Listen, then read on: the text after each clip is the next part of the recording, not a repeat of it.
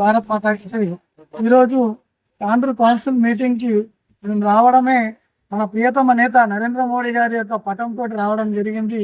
తీసుకొని వచ్చి మేము కమిషనర్ గారి ఛాంబర్లో కమిషనర్ గారి తోటి కలిసి వారికి ఇచ్చి ఛాంబర్లో పెట్టించడం జరిగింది. గత 3 సెషన్ల నుంచి మేము అడగడం జరుగుతుంది, ప్రియతమ నరేంద్ర మోడీ గారి ఫోటో ఎందుకు పెట్టట్లేదు అని చెప్పేసి.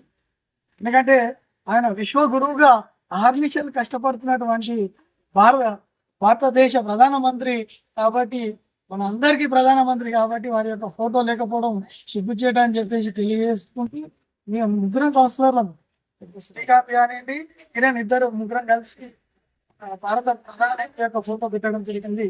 అదేవిధంగా కౌన్సిల్లో ఎప్పుడు చూసినా పర్సనల్ అటాక్ చేసుకుంటూ ఇటు వీళ్ళ ప్రభుత్వంలో ఉన్నప్పుడు వాళ్ళేం చేశారు వీళ్ళేం చేశారు అనేది ఒకరినొకరు బురద జల్లుకోవడమే.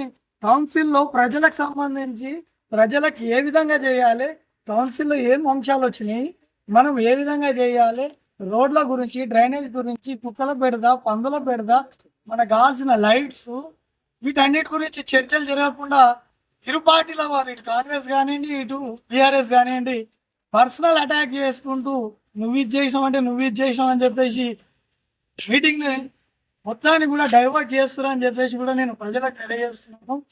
ఓన్లీ బీజేపీ పార్టీ ప్రజల గురించి, వార్డుల సమస్యల గురించి, తాండూరులో ఉన్నటువంటి ముఖ్యమైన అంశాలన్నిటి గురించి కూడా క్షుణ్ణంగా ఇటు కమిషనర్ గారికి, చైర్మన్ గారికి, ఎమ్మెల్యే గారికి క్లియర్గా చెప్పడం జరిగింది.